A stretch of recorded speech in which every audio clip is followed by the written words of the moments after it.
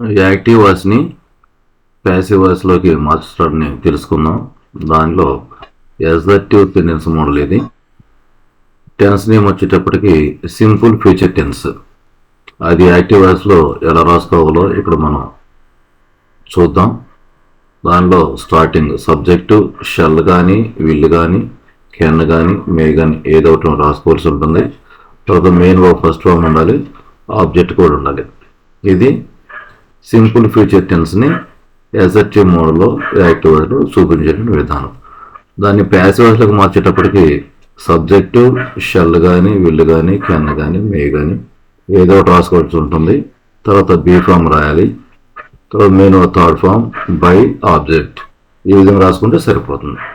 దీనికి సంబంధించి మనం 2 ఎగ్జాంపుల్స్ ఇక్కడ నోట్ చేసాము. దానిలో ఫస్ట్ వన్ వచ్చేటప్పటికి I shall decorate the new building. ఇది యాక్టివ్ వాయిస్.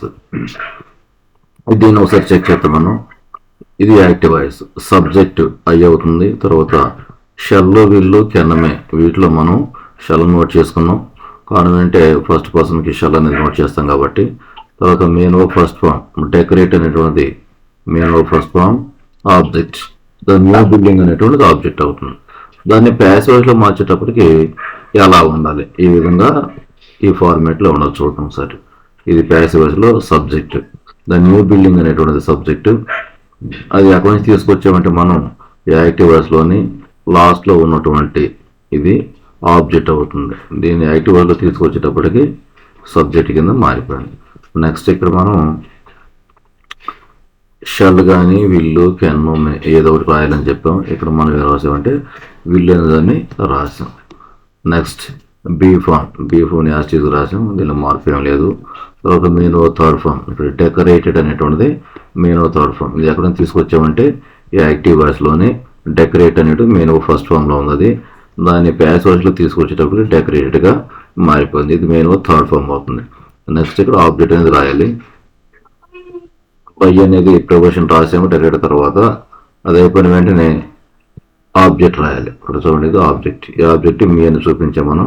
ఇది ఎక్కడ నుంచి తీసుకొచ్చామంటే యాక్టివ్ వాయిస్లోని ఐ అనేటువంటిది ఉంది. అది సబ్జెక్టు. ఆ సబ్జెక్ట్ ఎక్కడికి వచ్చేటప్పుడు ప్యాసివ్ వాయిస్లో ఆబ్జెక్ట్ అయింది. సెకండ్ ఎగ్జాంపుల్ చూద్దాం. They will arrange a car. ఇది యాక్టివ్ వాయిస్. ఒకసారి చెక్ చేద్దాం. సబ్జెక్టు దే అవుతుంది. తర్వాత షెల్ విల్లు కెనమే వీటిలో మనము విల్ రాసాము. మెయిన్ ఫస్ట్ ఫామ్ అరేంజ్ అనేది main first form object a car. ఇది సరిపోయింది, కరెక్ట్ యాక్టివ్ వాయిస్. దీన్ని ప్యాసివ్ వాయిస్లో మార్చేటప్పటికి ఈ విధంగా ఉన్నారు. ఏదో ఒకసారి మనం చెక్ చేద్దాం. సబ్జెక్టు ఏ కార్ అనేది సబ్జెక్టు. తర్వాత షెల్ విల్లు కెనమే వీటిలో మనం విల్లు నోట్ చేసుకున్నాం. తర్వాత బీ ఫామ్ యాడ్ చేసాం. తర్వాత మెయిన్ థర్డ్ ఫామ్ అరేంజ్డ్. ఇది యాక్టివ్ వాయిస్లోని అరేంజ్ అనేటువంటిది ఉంది. దానిని మనం థర్డ్ ఫామ్లోకి మార్చుకున్నాం. నెక్స్ట్ బై ఉంది. బై ప్రిపరేషన్ నోట్ చేసుకున్నాం. లాస్ట్లో ఆబ్జెక్ట్ ఉంది. అంటే యాక్టివ్ వాయిస్ని ఏదైతే సబ్జెక్ట్ ప్లేస్లో రాసామో మనం దే అనేటువంటిది దాన్ని యాక్టివ్గా తీసుకొచ్చినట్లయితే దెమ్మగా మారింది ఇక్కడ. అది ప్యాసివ్ వాయిస్. ఓకే, ఒకసారి రివర్స్ చేద్దాం. యాక్టివ్ వాయిస్ నుండి ప్యాసివ్ వాయిస్లోకి మార్చేటువంటి విధానంలో అసర్టివ్ సెంటెన్స్ మోడల్ సింపుల్ ఫ్యూచర్ని ఎలా రాసుకోవచ్చు. 2 రకాలు మనం ఇక్కడ రాసుకున్నాం. Active voice, passive voice. Active వాయిస్లో వచ్చేటప్పుడు సబ్జెక్టు షెల్ విల్లు కెన్ వీటిలో ఏదో ఒకటి మాత్రమే రాయాలి. Main verb first form object. ఇది దాన్ని మనం ప్యాసివ్ వాయిస్లో మార్చేటప్పుడు సబ్జెక్టు షెల్ విల్లు కెన్ వాటిలో ఏదో ఒకటి రాస్తూ బీ ఫామ్ రాయాలి. Main verb third form by object. ఈ విధంగా సరిపోతుంది. ఎగ్జాంపుల్ వచ్చేటప్పటికి I shall decorate the new building. ఇది యాక్టివ్ వాయిస్. ప్యాసివ్ వాయిస్ వచ్చేటప్పటికి the new building will be decorated by me. ఒకసారి మార్కింగ్ చూద్దాం. రెడ్ కలర్తో నోట్ చేసినప్పుడు ఐ అనేటువంటిది చూడండి ఇలా తీసుకొచ్చాం, మీగా మారింది. నెక్స్ట్ న్యూ బిల్డింగ్ అనేటువంటిది ప్యాసివ్ వాయిస్లో అలాగే నోట్ చేసాం మనం ఇక్కడ ద న్యూ బిల్డింగ్. తర్వాత డెకరేట్ అనేటువంటిది ఇక్కడ బ్లూ కలర్తో చూపించాం డెకరేటెడ్. ఇవి మేజర్ చేంజెస్ దీనిలో. తర్వాత సెకండ్ ఎగ్జాంపుల్లో they will arrange a car. దీన్ని a car will be arranged by దీన్ని చూపించాం. దే అనేటువంటిది దేమగా చూపించాం రెడ్ లైన్తో.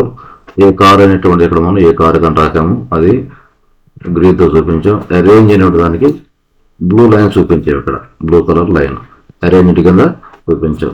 ఈ యొక్క లైన్స్ ఎందుకు రాస్తున్నాం అంటే మనం ఒకవేళ మీరు ఎప్పుడైనా కానీ తెలుసుకోవాలి చూడాలన్నప్పుడు ఈజీగా గుర్తుంటాయి దీని ద్వారా. అంటే ఎక్కడ కూడా కన్ఫ్యూషన్ అనేది మనకి ఉండదు. దానివల్ల ఈ మొత్తం ఈజీగా మీకు చెప్పడం జరుగుతుంది గుర్తులతో సహా.